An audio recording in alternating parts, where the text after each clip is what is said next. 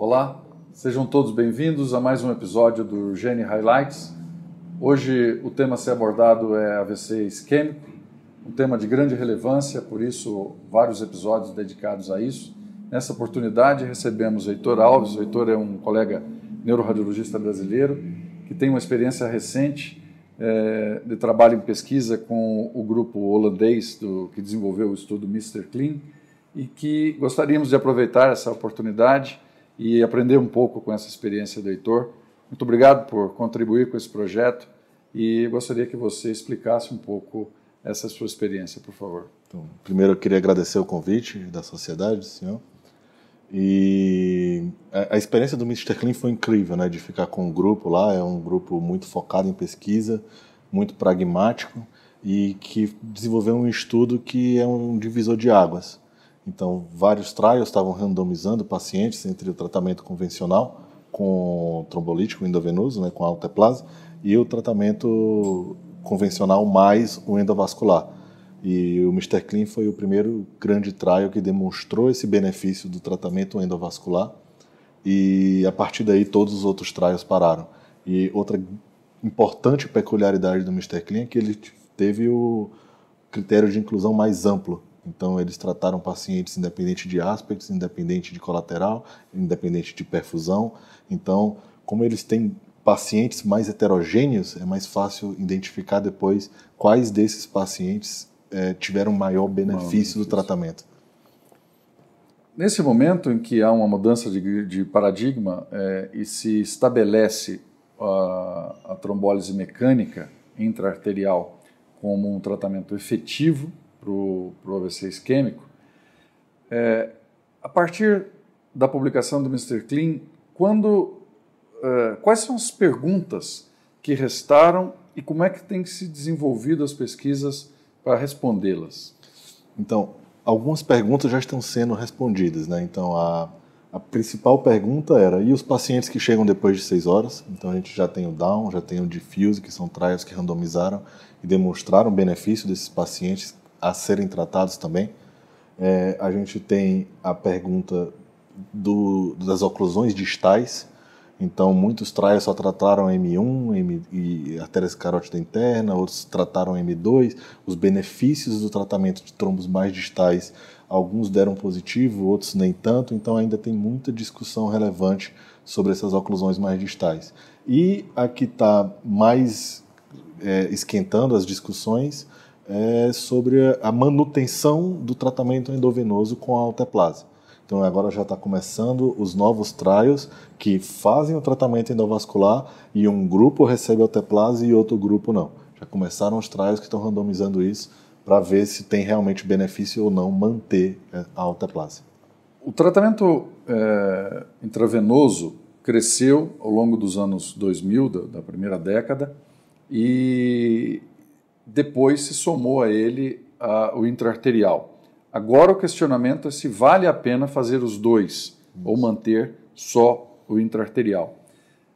Isso se baseia em que evidências? Quais são os questionamentos acerca da trombólise venosa? Então, primeiro que a alteplase ela é associada a complicações. A gente já sabe disso de todo esse tempo que a gente passou tratando com a alteplase. E algumas evidências durante o tratamento endovascular também estão incentivando esses trials. Então, o que está acontecendo? Tem um fenômeno da migração do trombo. Então, você dá a alteplase antes, leva o paciente para anjo digital. Quando chega lá, o trombo migrou, o trombo fragmentou. E muitos trabalhos estão evidenciando que esses pacientes, a reperfusão é pior. E muitas vezes o trombo que estava em M1 migrou para M2 e você não consegue tirar mais. Técnica também é pior, então, maior. Fizeram, então, o próprio grupo do Mr. Clean fez o trial registry, que eles acompanharam os pacientes que fizeram tratamento endovascular, tentou comparar os dois grupos, os que receberam endovenoso e os que não. Tem meta-análise sobre isso também. E mostram que os pacientes que receberam trombolítico têm melhor prognóstico. Mas são grupos muito diferentes. Então, os pacientes que não recebem trombolítico ou chegaram muito tarde no hospital, ou têm contraindicações sérias ao trombolítico, são pacientes com outras comorbidades, que a gente não sabe se é por isso que eles têm um prognóstico pior. Acaba então contaminando os dados. Tem que randomizar. Então essa é a etapa que está tendo agora. Onde está a pesquisa nesse momento. Bom, você falou bastante da expectativa disso, das pesquisas mais de ponta que estão sendo desenvolvidas na Europa e nos Estados Unidos, os estudos mencionados. Dentro desse panorama, onde está a realidade brasileira? Não apenas das pesquisas, mas também da prática, no atendimento aos pacientes, que é o nosso objetivo maior. Então, porque a gente fazer o que, por exemplo, o Mr. Clean faz, estruturalmente a gente tem condições. Então, se você for parar para pensar no nosso nível de radiologista, a gente precisa de uma tomografia e de uma angiotomografia. Então, a gente tem condições tecnológicas, por dizer assim, de fazer o nosso papel. A grande diferença para, por exemplo, países como a Holanda são mais estruturais. Então, por exemplo, o paciente chega a tempo no hospital, eles sabem quantos pacientes são tratados, eles sabem para que centro levar. Então, o Brasil ainda é muito heterogêneo. A gente ainda tem algumas ilhas que fazem tratamento, mas o interior, a população mais carente, muitas vezes é difícil até identificar os sintomas antes de chegar. Reconhecê-los. Esses dados são muito difíceis. A gente não sabe quantos pacientes fazem tratamento endovenoso, a gente não sabe quantos fazem endovascular, a gente não sabe quantos chegaram tarde no hospital e por isso não foram tratados. Então a gente precisa coletar mais dados e evoluir. A gente está indo no caminho certo, estão saindo cada vez mais trabalhos, tem cada vez mais evidência, a gente está começando a randomizar pacientes para demonstrar os benefícios aqui com o trabalho do Resilient. Isso tudo é importante, mas a gente precisa sair das pequenas ilhas e começar a aproveitar essa grande quantidade de dados e de pacientes que a gente tem, que ainda está muito escondido, né? Esses dados ainda não são disponíveis para a gente. Tem um espaço grande de política de governo para melhorar a estrutura, não apenas a infraestrutura, mas estudos epidemiológicos, coleta de dados, estabelecer políticas de tratamento. Existem espaços institucionais, universidades e centros hospitalares para melhorar o fluxo e determinar as diretrizes internas. Existem espaços de grupos individuais, pessoas e grupos de trabalhos multiprofissionais para estabelecer suas rotinas.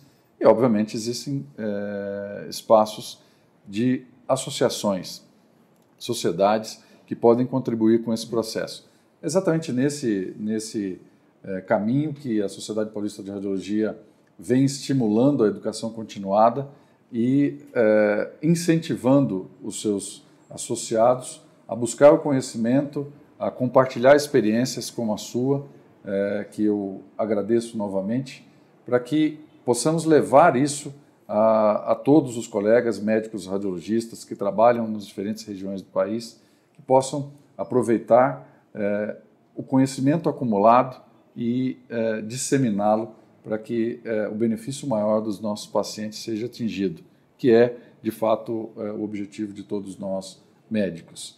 Eu agradeço uma vez mais a você, Heitor, por compartilhar essa experiência, por trazer o seu conhecimento, a sua empolgação com esse tema, e deixo aqui o convite para que no futuro nós possamos voltar e falar de outros pontos dentro desse mesmo processo, desse mesmo tema difícil. Eu que agradeço o convite, mais uma vez foi uma honra.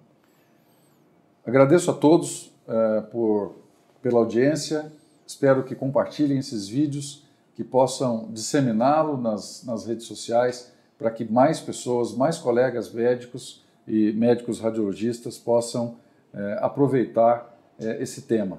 Enviem suas sugestões, sugestões de temas, de entrevistados e suas perguntas ao Heitor, que certamente as responderá com muito prazer, e aguardamos todos vocês num novo episódio do Gene Highlights. Muito obrigado.